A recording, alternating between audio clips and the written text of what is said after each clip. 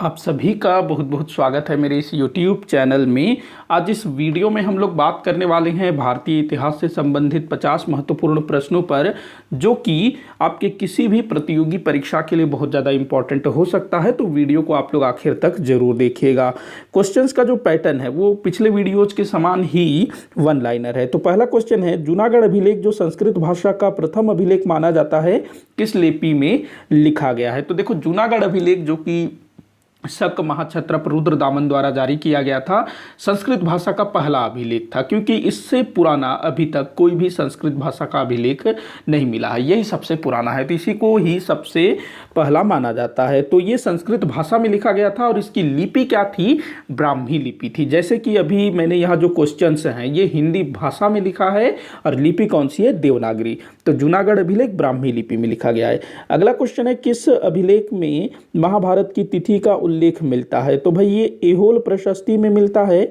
ऐहोल प्रशस्ति जो कि चालुक्य नरेश पुलकेशिन द्वितीय के दरबारी कवि रवि कीर्ति द्वारा तैयार किया गया था। तो इसमें ऐसा लिखा गया है कि यह प्रशस्ति 3735 वर्ष बाद यह प्रशस्ति महाभारत युद्ध के 3735 वर्ष बाद लिखा गया है। तो अगर हम लोग देखें ऐहोल प्रशस्ति के तिथि की, तो ये 634 ईस्वी में जारी किया गया था। ऐहोल प्रशस्ति को 634 ईस्वी में अगर हम इसको घटाएं तो कितना आता है? 3101 ईसा पूर्व। 3101 ईसा पूर्व पहले जो है महाभारत का युद्ध लड़ा गया था। तो ये तिथि निकल करके आती है 3101 ईसा पूर्व इस ऐहोल प्रशस्ति के अनुसार महाभारत युद्ध की तिथि। उसके बाद देखते हैं अगला क्वेश्चन, शक शासकों का किन शासकों के साथ युद्ध हुआ? तो भाई जो शक थे ना, सबसे ज़्यादा लड़ाइयाँ इनकी सातवाहन और गुप्तों के साथ हुई थी। दिल्ली सल्तनत के सुल्तान सिकंदर लोदी द्वारा लिखा गया लज्जत सिकंदर शाही इस विषय पर आधारित है। तो ये संगीत पर आधारित ग्रंथ है। अगला क्वेश्चन है, पुर्तगाली विदेशी यात्री डोमिंगो पायज किस शासक के शासनकाल में विजयनगर साम्राज्य की यात्रा पर आया? तो ये कृष्णदेव राय के समय से विजयनगर की यात्रा की थी। अगला क्वेश्चन है, तबकात नासिरी के लेखक मिन्हाजुद्दीन सिराज किस सुल्तान का दरबारी था? तो मिन्हाजुद्दीन सिराज जिसने तबकात ए नासिरी पुस्तक की रचना की थी, काफ़ी इंपॉर्टेंट है। तो ये गुलाम वंश के नासिरुद्दीन महमूद शाह का समकालीन था, उसका दरबारी था। नासिरुद्दीन महमूद शाह का दरबारी, ये जो है ना बलबन से पहले का सुल्तान था, इसके बाद बलबन सुल्तान बनता है। अगला क्वेश्चन है, तारीख मुबारक शाही किसकी रचना है? तो ये याहिया बिन अहमद सरहिंदी की रचना है। याहिया बिन अहमद सरहिंदी ये सैयद वंश के मुबारक शाह का दरबारी इतिहासकार था। तो ये भी काफ़ी बार पूछा गया है। अगला क्वेश्चन है, परवर्ती गुप्त शासकों में सर्वाधिक शक्तिशाली कौन था? परवर्ती गुप्त शासक मतलब जो चंद्रगुप्त हो गया, समुद्रगुप्त हो गया, कुमारगुप्त, स्कंदगुप्त, इनके बाद के जो शासक हुए उनको परवर्ती गुप्त शासक बोला जाता है। तो बुद्धगुप्त सबसे ज्यादा शक्तिशाली था इनमें। अगला क्वेश्चन है, वे परवर्ती गुप्त शासक जिन्होंने बौद्ध धर्म अपना लिया था? तो भाई बुद्धगुप्त और नरसिंह गुप्त बालादित्य, इन दोनों ने जो है बौद्ध धर्म को अपना लिया था। अगला क्वेश्चन है, गाथा सप्तशती नामक ग्रंथ की रचना किसने की थी? तो सातवाहन नरेश हाल ने प्राकृत भाषा में गाथा सप्तशती नामक ग्रंथ की रचना की थी। अगला क्वेश्चन है, 1893 में डुरेंड समझौता किनके मध्य हुआ था? तो ये जो डुरेंड समझौता है ना, ब्रिटिश भारत और अफगानिस्तान के मध्य हुआ था और इस समझौते के तहत दोनों देशों के मध्य सीमा रेखा खींची गई, जिसको डुरेंड लाइन के नाम से जाना जाता है। आज भी यह सीमा रेखा जो है पाकिस्तान और अफगानिस्तान के मध्य सीमा रेखा बनाती है। इसके अलावा जो कश्मीर का भाग पाकिस्तान के अधिकार में है, जो कि हमारा है, भारत का है, तो वहाँ पर भी थोड़ा सा यह सीमा रेखा पड़ता है। तो डुरंड लाइन 1893। अगला क्वेश्चन है, मौर्य काल में हिरण्य किस प्रकार के कर को कहा जाता था? तो मौर्य काल में ना हिरण्य ये बोला जाता था नकद लिए जाने वाले कर को, जिसको सीधा नकद लिया जाता था पैसों में। अगला क्वेश्चन है, वह सातवाहन नरेश कौन है जिसके सिक्कों पर नाव का चित्र उत्क्रमण प्राप्त हुआ है। उत्क्रमण नहीं, ये उत्कीर्ण होना था। नाव का चित्र उत्कीर्ण, या फिर बस इतना भी काफी है। वह सातवाहन नरेश कौन है जिसके सिक्कों पर नाव का चित्र प्राप्त हुआ है? तो ये है भाई यज्ञश्री सातकर्णी। कौन है? यज्ञश्री सातकर्णी के सिक्कों पर नाव के चित्र प्राप्त हुए हैं। अगला क्वेश्चन है, दिल्ली सल्तनत के किस सुल्तान की माता राजपूत स्त्री थी? तो दिल्ली सल्तनत के सुल्तान जिसका नाम था फिरोज शाह तुगलक। तो फिरोज शाह तुगलक की जो माता थी ना, वो एक राजपूत स्त्री थी और उसका नाम क्या था? बीबी नैला। क्या नाम था? बीबी नैला। ध्यान रखना, पूछा गया है काफी बार। अगला क्वेश्चन है, किस रचना को भारत का पहला चरित्र लेखन माना जाता है? तो भारत का पहला चरित्र लेखन माना जाता है बाणभट्ट द्वारा रचे गए हर्षचरित को। बाणभट्ट ने लिखा था ना हर्षचरित, इसी को जो है भारत का पहला चरित्र लेखन बोला जाता है। अगला क्वेश्चन है, सर्वप्रथम किन समुदायों ने गांवों की स्थापना की? तो ये ताम्रपाषाणिक समुदायों ने, जो ताम्रपाषाण युग के जो लोग थे ना, उन्होंने गांव बसाना शुरू किया। उसके पहले के जो आदि मानव थे, जो पाषाण युग के, वो गांव नहीं बसाते थे, घुमक्कड़ जीवन व्यतीत करते थे। लेकिन ताम्रपाषाण युग के लोगों ने पहली बार गांव बसाना शुरू किया। अगला क्वेश्चन है, प्रथम अखिल भारतीय साम्राज्य की स्थापना करने वाला शासक कौन था? अखिल भारतीय साम्राज्य मतलब पूरे भारत को एक साम्राज्य के अंतर्गत लाने वाला पहला शासक था चंद्रगुप्त मौर्य, जो कि मौर्य वंश का संस्थापक था। चंद्रगुप्त मौर्य के गुरु का नाम आप लोग बताइएगा कमेंट बॉक्स में। अगला क्वेश्चन है, राष्ट्रीय आंदोलन से जुड़े किस नेता को राजाजी कहा जाता है? तो भाई ये चक्रवर्ती राजगोपालाचारी, यहाँ पर ये डैश लगना था। तो चक्रवर्ती राजगोपालाचारी जो कि भारत के पहले भारतीय गवर्नर जनरल बने थे। जब भारत आज़ाद हुआ ना, तो लॉर्ड माउंटबेटन थे कुछ समय तक भारत के गवर्नर जनरल। उसके बाद राजाजी अर्थात चक्रवर्ती राजगोपालाचारी भारत के पहले भारतीय गवर्नर जनरल बने। तो इनको ना भारत का भीष्म पितामह भी बोला जाता है, वर्तमान भारत के भीष्म पितामह। अगला क्वेश्चन है, किस स्थान का नाम प्राचीन समय में रूपनाथ मिलता है? तो ये ना जबलपुर को रूपनाथ बोला जाता था। जबलपुर जो कि मध्य प्रदेश के अंतर्गत आता है।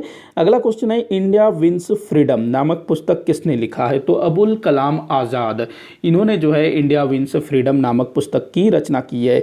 अगला क्वेश्चन है, दिल्ली सल्तनत कालीन आरिज ए मुमालिक किस विभाग से संबंधित था? तो ये ना सैन्य विभाग से संबंधित था, आरिज ए मुमालिक। इसको दीवान ए अर्ज भी बोला जाता था। अगला क्वेश्चन है, भारत के किस स्थान से पाषाण कालीन सभी अवस्थाओं के शैल चित्रों का उदाहरण प्राप्त हुआ है? तो ये कहाँ से मिला है भाई? भीमबेटका से। भीमबेटका जो कि मध्य प्रदेश में है। अगला क्वेश्चन है, सिंधु घाटी सभ्यता का एकमात्र वह स्थल जहां नगर 3 भागों में विभक्त है? तो धौलावीरा। देखो नॉर्मली क्या है, सिंधु घाटी सभ्यता के जितने भी नगर प्राप्त हुए हैं ना, सब 2 भागों में बटे हुए हैं, एक नगर टीला, एक दुर्ग टीला, इस टाइप से। लेकिन जो धौलावीरा है, यहाँ पर नगर जो है 3 भागों में बटा हुआ है, एक मध्य नगर के नाम से बोला जाता है। अगला क्वेश्चन है, रानी रुद्रमा देवी का संबंध किस वंश से है? तो रानी रुद्रमा देवी ये जो है ना वारंगल के काकतीय वंश से संबंधित थी। अगला क्वेश्चन है, दिल्ली सल्तनत के किस सुल्तान ने मंगोलों पर आक्रमण की योजना बनाई थी? तो भाई मोहम्मद बिन तुगलक, इसने जो है मंगोलों के ऊपर आक्रमण की योजना तैयार की थी। अगला क्वेश्चन है, नैषध चरित किसकी रचना है? तो नैषध चरित ये जो है श्रीहर्ष की रचना है। किसकी? श्रीहर्ष। अच्छा, ये जो श्रीहर्ष है ना, हर्षवर्धन, राजा हर्षवर्धन वो नहीं है। मैंने कुछ किताबों में देखा है कि ये जो नैषध चरित इसको जो है हर्षवर्धन की रचना बताया जाता है। ये हर्षवर्धन की रचना नहीं, श्रीहर्ष की रचना है। और ये जो नैषध चरित है ना, ये संस्कृत के 5 महाकाव्यों में से एक है। आप लोग मुझे कमेंट बॉक्स में बताइएगा कि नैषध चरित के अलावा और कौन कौन से संस्कृत के ग्रंथ हैं जो कि संस्कृत 5 महाकाव्य के अंतर्गत आते हैं। तो आप लोग बताइएगा संस्कृत 5 महाकाव्यों के नाम। टोटल 5 हैं, जिनमें से एक नैषध चरित भी है। अगला क्वेश्चन है, सम्राट अशोक का कौन सा अभिलेख सर्वाधिक सुरक्षित अवस्था में प्राप्त हुआ है? तो यह है भाई गिरनार अभिलेख। अभिलेख जो कि जूनागढ़ गुजरात से प्राप्त हुआ है, गिरनार अभिलेख, ये सबसे ज़्यादा सुरक्षित है, मतलब ज़्यादा टूटा फूटा नहीं है, क्योंकि पत्थर पे लिखे जाते थे ना पुराने समय के अभिलेख, तो टूट फूट भी जाता है। काफ़ी सारे अभिलेख जो है खंडित अवस्था में भी मिले हैं, लेकिन गिरनार वाला सबसे सुरक्षित है। अगला क्वेश्चन है, विजयनगर साम्राज्य के किस शासक ने दहेज प्रथा को अवैध घोषित किया था? तो ये भाई कौन थे? देवराय द्वितीय, जिसने जो दहेज प्रथा है उसको अवैध घोषित कर दिया। अगला क्वेश्चन है, किस मुगल बादशाह की एक उपाधि गुणसमद मिलती है? तो किस मुगल बादशाह की उपाधि गुणसमद मिलती है भाई? तो शाहजहां की उपाधि गुणसमद मिलती है। अगला क्वेश्चन है, फारस से निर्वासित फारसियों को भारत के पश्चिमी समुद्र तटों पर बसने की अनुमति किन शासकों ने प्रदान की? फारस, जिसको ईरान बोला जाता है आज के समय में, तो फारस के स्थान पर यहाँ ईरान भी हो सकता है, फारसियों के स्थान पर ईरानी भी हो सकता है। तो भारत में फारसियों अथवा ईरानियों को पश्चिमी समुद्री तटों पर बसने की अनुमति किन्होंने दी थी? राष्ट्रकूट शासकों ने। ये 712 ईस्वी के बाद हुआ था ये अधिकतर।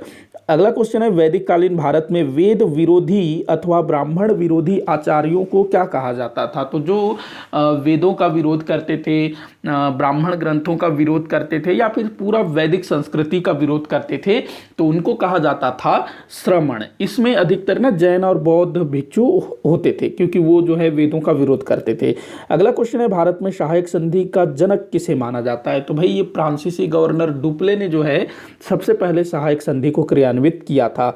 अगला क्वेश्चन है, सुल्तान की उपाधि धारण करने वाला पहला शासक कौन था दुनिया का? तो ये कौन था भाई? तो ये था महमूद गजनवी। वहीं अगर भारत के संदर्भ में बात करें तो इल्तुतमिश भारत का पहला शासक था जिसने सुल्तान की उपाधि धारण की। अगला क्वेश्चन है, किस मराठा सेनापति ने मराठा सेना को ब्रिटिश सेना के समान संगठित किया? तो ये थे भाई महादजी सिंधिया, जिसने मराठा सेना को एकदम ब्रिटिश सेना जैसा बना दिया। अगला क्वेश्चन है, प्रसिद्ध झंडा गीत विजयी विश्व तिरंगा प्यारा बड़ा सुंदर गाना है, तो इसके रचयिता कौन थे? तो श्यामलाल पार्षद, श्यामलाल पार्षद इसके रचना थे। अगला क्वेश्चन है, एक पत्रकार के कर्तव्य का निर्वहन करते हुए सर्वप्रथम भारत के किस व्यक्ति को जेल की सजा हुई? तो आपको बताना है कि सबसे पहले एक पत्रकार के रूप में किसको जेल की सजा हुई, जेल जाना पड़ा? तो वो थे भाई बाल गंगाधर तिलक। इनको जो है 1884 में पत्र, अपने समाचार पत्र में लेख लिखने के कारण जेल भेजा गया था। इसके बाद ना आगे भी इनको कई बार अपने पत्रिका में उग्र विचार वाले लेख लिखने के कारण जेल हुई थी। एक बार तो सीधा 6 वर्ष के लिए इनको जेल की सजा हुई थी। 1908 से 1914 के बीच मांडले जेल में डाल दिया गया था ना।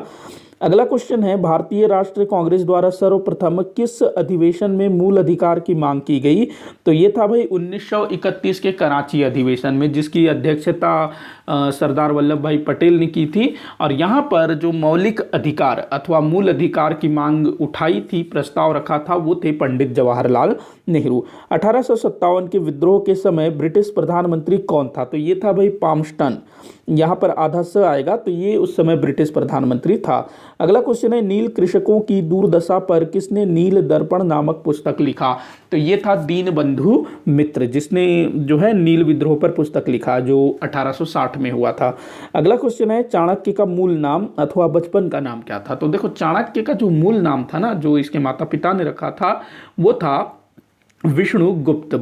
और ये जो चाणक्य नाम है ये बाद में पड़ा। वैसे कुछ इतिहासकारों का मत है कि इसके पिता का नाम चाणक्य था, उसी से जो है चाणक्य निकला, लेकिन इसका जो मतलब चाणक्य के माता पिता ने जो नाम रखा था वो था विष्णुगुप्त। अगला क्वेश्चन है, विदेशी वस्तुओं को जलाए जाने पर किसने निष्ठुर बर्बादी कहा? तो ये थे भाई रविंद्रनाथ टैगोर। इन्होंने ना इस मतलब जो रविंद्रनाथ टैगोर थे वो विदेशी वस्त्रों को जलाने के पक्ष में नहीं थे। रविंद्रनाथ टैगोर ने तो स्वदेशी आंदोलन का भी समर्थन नहीं किया था। इसके अलावा महात्मा गांधी जी के चंपारण सत्याग्रह का भी इन्होंने समर्थन नहीं किया था। अगला क्वेश्चन है, किसे गुलामों का गुलाम कहा जाता है? तो ये इल्तुतमिश को बोला जाता है। इल्तुतमिश जो कि पहले मोहम्मद गोरी का गुलाम था, उसके बाद फिर कुतुबुद्दीन ऐबक का गुलाम बना। अगला क्वेश्चन क्वेश्चन है पल्लव नरेश नरसिंह वर्मन का दरबारी कवि कौन था? तो भाई दंडी ये जो है नरसिंह वर्मन का दरबारी कवि था। अगला क्वेश्चन है भारतीय धर्मशास्त्र एवं हिंदू धर्म के अनुसार भू राजस्व की दर कितनी है? तो 1/6 मतलब कि उपज का 6वां हिस्सा कर के रूप में लिया जाना चाहिए। ये भारतीय धर्म ग्रंथ मतलब कि जो धर्मशास्त्र हैं उसमें ये कहा गया है। आप लोग देखिएगा जितने भी हिंदू शासक हुए ना अधिकतर ने उन्होंने जो है उपज का 1/6 या फिर उपज का 6वां भाग कर के रूप में लिया। अगला क्वेश्चन देखते हैं हम लोग, मद्रास में स्वदेशी आंदोलन का नेतृत्व किसने किया था? तो चिदंबर पिल्लई, इसने जो है मद्रास में स्वदेशी आंदोलन का नेतृत्व किया था जो 1905 में हुआ था। अगला क्वेश्चन है किसी नहीं है, ये किसे है? किसे स्तंभरारी बंदोबस्त के नाम से जाना जाता है? किसे स्तंभरारी बंदोबस्त के नाम से जाना जाता है? तो भाई स्थाई बंदोबस्त जो 1793 में लॉर्ड किसने शुरू किया था, क्या नाम था उसका? कार्नवालिस, लॉर्ड कार्नवालिस ने शुरू किया था स्थाई बंदोबस्त, जिसको जमींदारी व्यवस्था भी बोला जाता है। तो इसको जो है स्तंभरारी बंदोबस्त के नाम से भी जाना जाता है। अगला क्वेश्चन है मध्यकालीन भारत के किस लेखक ने अपनी रचना में अमेरिका की खोज के विषय में लिखा है? तो अबुल फजल ने लिखा है कि पश्चिम में कोई नए दुनिया की खोज की गई, इस टाइप से उसने लिखा है। तो उस समय जो है खबर इधर से उधर जाती थी लेकिन काफ़ी समय लगता था, तो एक तरह से सुनी सुनाई बातें भी कुछ होती थी। तो इसने जो है अमेरिका की खोज के बारे में लिखा है कि पश्चिम में नए दुनिया की खोज हुई है। अगला क्वेश्चन है किस भारतीय शासक को जगत गुरु कहा जाता था? तो ये बहमनी का सुल्तान था इब्राहिम आदिल शाह, जिसको जगत गुरु कहा जाता था। अगला क्वेश्चन है केंद्रीय विधान परिषद का प्रथम भारतीय अध्यक्ष कौन था? केंद्रीय विधान परिषद मतलब कि सेंट्रल लेजिस्लेटिव असेंबली, जहां पर भगत सिंह और बटुकेश्वर दत्त ने बम फेंका था ना, वही सेंट्रल असेंबली। तो इस केंद्रीय विधान परिषद का प्रथम भारतीय अध्यक्ष मतलब स्पीकर कौन था? तो ये थे भाई विट्ठल भाई पटेल, जो सरदार वल्लभ भाई पटेल के भाई थे ना। सरदार वल्लभ भाई पटेल के बड़े भाई थे विट्ठल भाई पटेल। तो ये पहले भारतीय थे जो केंद्रीय विधान परिषद के अध्यक्ष बने, स्पीकर। अगला क्वेश्चन है जो कि इस वीडियो का आखिरी क्वेश्चन है, असहयोग आंदोलन के समय स्थापित स्वराज फंड किसके नाम पर स्थापित किया गया था? तो असहयोग आंदोलन के समय स्वराज फंड बनाया गया था। तो ये जो स्वराज फंड है ना, ये बाल गंगाधर तिलक के नाम पर बनाया गया था, जिसको तिलक स्वराज फंड कहा जाता था। इसी के साथ आज का ये वीडियो यहीं पर समाप्त होता है। वीडियो को आखिर तक देखने के लिए बहुत बहुत धन्यवाद।